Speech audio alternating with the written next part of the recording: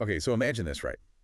890,000 people all online Wow. at the same time, Yeah. all battling it out to get their hands on concert tickets. That's a lot of people. It is, like more than some countries even. It's crazy. Yeah, so today we are going to dive deep into this craziness. I'm excited. Yeah, it's going to be wild.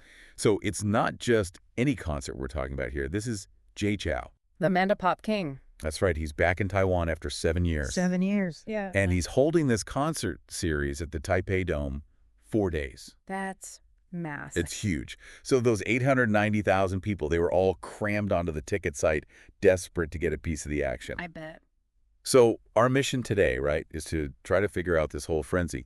Why is Jay Chou such a phenomenon Right. that people are practically willing to go to war online just to get a glimpse of him on stage? Yeah, it's a good question. And then there's also the dark side of all of this, the scalping situation, Yeah. which is just making things so much harder for real fans, to actually see him. Exactly. Let's start with the sheer scale of this thing. Okay. 150,000 tickets. Wow. Gone. In 5 minutes. 5 minutes. Like that That's crazy faster than you can sing Nunchucks, one of his big hits, right? Yeah. Oh, my God. And to really get this, put into perspective, this was even bigger Really? than the online rushes for, like Andy Lau and Jackie Chung back in the day. Those are some big names. Legend. I can't even imagine the stress. Like, picture this. Ah. You're a fan. You're hunched over your computer. You're just like hitting refresh. And that little spinning wheel of death. Oh, my God. Yeah. Just taunting you. Like, so your hopes and dreams are on that spinning wheel. It's brutal. I'd pull my hair out, honestly. Some fans, right, they went to some pretty extreme lengths to get an edge. Really? Like, can you believe this? Booking a spot at an internet cafe An internet cafe? a month in advance, just so they could have a really stable connection when the tickets went on sale. That's some dedication. Oh, yeah, big time. Others, they were all about speed, Like speed. They, disable autocorrect on their iPhones so they could type faster. Oh, Even practicing on these, fake ticket buying websites. Wait, hold on. Like, practice websites? Yeah, just for buying tickets. Wow. That is intense. I mean, it really shows you how dedicated, how diehard his fans are. For sure. And how competitive it was to get those tickets. Right. Okay, but let's be real, right? Part of this craziness has got to be because of the scalpers. Oh, absolutely. Like, you see these tickets, originally 6,880 NTD, Yeah. being resold for, 300,000? It's ridiculous. That's insane. It's more than 40 times the original price. It's exploitation, pure and simple. It is. It's just taking advantage of people's love for Jay Chou, their passion. Yeah, and the thing that gets me is how bold these scalpers are. Oh, yeah, they're bragging about their connections, putting price lists up on social media. Oh, shame. They're proud of it. That's crazy. Yeah. It's like they know people are going to pay They do. whatever it takes just to see him live. It's messed up. But at least there are people trying to fight back, right? There are, yeah. Like, what are they doing? Well, they've got this new law now in Taiwan, right? Uh-huh. And it, slams these huge fines on scalpers and even jail time. Jail time. Yeah. If they're caught using bots to buy up all the tickets. So like the big operations. Yeah, exactly. It's a big step in the right direction, that's for sure. It's good to hear they're doing something, but is it really enough to make things fair? Well, Because it still feels like so many fans are getting priced out of these events. it's true. That's the big question, isn't it? Is it enough? Mm-hmm. It's a tough one. It is. And they're also talking about, maybe doing real name ticket systems. Yep. Which, it sounds good in theory. But then you get into all these, logistical nightmares. Oh, yeah. And privacy concerns and stuff. Yeah, true. It's complicated. Yeah, it definitely feels like this back and forth, Uh-huh. between the fans who just want to see their idol, the scalpers who are trying to make a quick buck, Yeah. and then the people who are trying to make it fair for everyone. Exactly. But, stepping back for a second, Yeah. this isn't really just about Jay Chou, is it? No, you're right. It's bigger than that. Like, this whole situation, it feels like it's about something much larger. Yeah, for sure. This ticket frenzy, it's like a magnifying glass Oh, interesting. on, fandom itself. Right. And the crazy lengths people will go to for their idols. It's true. But then it also, reveals this kind of dark side. The dark side. Yeah, the ethical questions, when people start profiting off of that passion. Yeah, that's messed up. It's like, where do you draw the line? It's true. It's like we see this everywhere, right? Not just music. No. Like sports, theater, even those limited edition sneakers. If there's demand, there's a scalper. Exactly. And it's like they're always lurking in the shadows waiting to pounce. Ready to strike. Right. And it's not just, the average fan who gets caught up in this. No, it's everyone. Even celebrities. Like, get this Ashen from Mayday and Aylin. What? They couldn't get tickets Wait. to Jay Chou's concert. Oh, my God. If they can't even get tickets, what hope do the rest of us have? Exactly. It really shows you how widespread this problem is. That's a good point. And it makes you wonder, what can we actually do about it? Right. It feels like tougher laws alone aren't going to solve it. It's a complex issue. It's funny. This whole Jay Chou thing got me thinking about technology. Oh, yeah. Could tech actually be the answer here? Interesting. Tell me more. Imagine a system where, tickets are linked to your digital identity.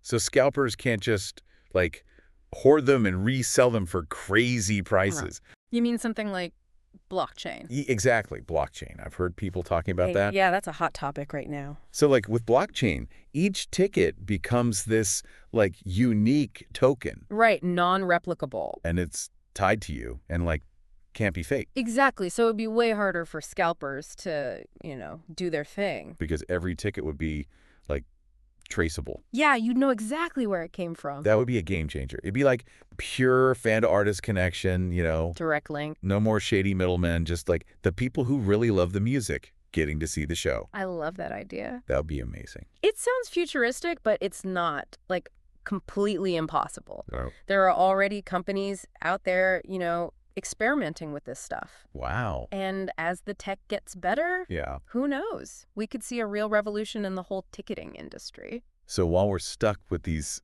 scalping problems right now, Yeah. there's, hope on the horizon. Maybe this whole Jay Chou frenzy, this is the wake-up call I hope so. that pushes us to find better solutions. It definitely highlights the need for, some fresh thinking. For sure. Ethical solutions that put the fans first, Absolutely. But before we go too far down that road, let's take a moment to appreciate Jay Chou himself. Oh, absolutely. He's more than just a pop star. Way more. He's an icon, He's Yeah. shaped a whole generation. It's true. His music, it's it goes beyond borders, languages. Even time. It does. There's this, deep sense of nostalgia in his songs, Yeah, shared memories. It's you can't help but feel connected to it. It's no wonder his fans are so passionate. They're ride or die. They are.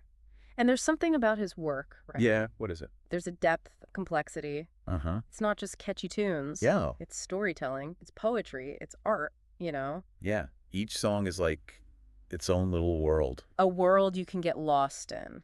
It's exactly like an escape from reality for a little while. And that escapism, that connection, Yeah. that's what makes live music so powerful. Especially, after the pandemic, Right. when everyone was so isolated. Yeah. People are craving that shared energy, They want to be together. A whole crowd singing along. Yeah. It's like a collective experience. That's powerful. And for a lot of people, Jay Chou's music, it's like the soundtrack to their lives. It's true. It's woven into their memories, their emotions, their identity even. Yeah. So it makes sense why they would go to such lengths to see him live. It does. It really does. And you know what? It all comes back to his artistry, his impact, his ability to create something that goes beyond just entertainment. Yeah, it becomes something more. Like a shared cultural experience. Exactly.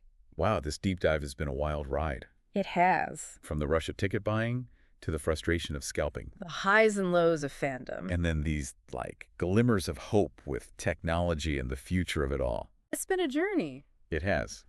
But we've only just scratched the surface, haven't we? Oh yeah, for sure. This topic, it's got layers. It does. We've explored the frenzy, the scalping, the tech solutions, but what does it all mean? Yeah, what does it mean for us? As fans, as a society? That's the big question. And before we wrap things up, we want to hear from you, our listeners. Absolutely. What do you think about this whole Jay Chou ticket frenzy. Mm. Have you ever been in that situation, like trying to get tickets for something super popular and just hitting that wall of frustration? I'm sure a lot of our listeners can relate. We want to hear about it. Your stories, the good, the bad, the ugly. Yeah, share your thoughts on, like, the future of ticketing, you know, what needs to change. Because ultimately, this is about making sure these experiences, like a Jay Chou concert, stay accessible to the people who really value them. Exactly. It's about respect, you know? Respect. Yeah, respect for the artist. Right. Respect for other fans. Yeah. And respect for that, like, human connection that these events create. Yeah, I feel that. And those scalpers are just, like, throwing all that out the window. They are. Turning passion into a quick buck. It's true. It's like they see dollar signs and forget about the human cost. Yeah, it's a shame. So, okay, we've covered a lot of ground in this deep dive. We have. The excitement, the frustration, the solutions, the problem. Yeah, it's a complex issue. It is. But hopefully you've learned something new. I know I have. Not just about Mandopop, but about how this happens everywhere. Anywhere there's passion and scarcity. Right. So this isn't just a story about a concert. No, it's bigger than that. It's about how fandom is changing. Evolving. And the ethical choices we have to make in this digital world. And the power of technology to maybe fix things. Maybe. But you know what? At the end of the day, what's it all about? It's about that human element, you know, the need to connect, the love of music, that feeling you get when you're in a crowd singing along. There's nothing like it. No, there isn't. So keep exploring, keep asking questions. Stay curious. And keep sharing your own experiences. Because that's what being a deep diver is all about, right? It is. Until next time, keep diving deep. Stay curious.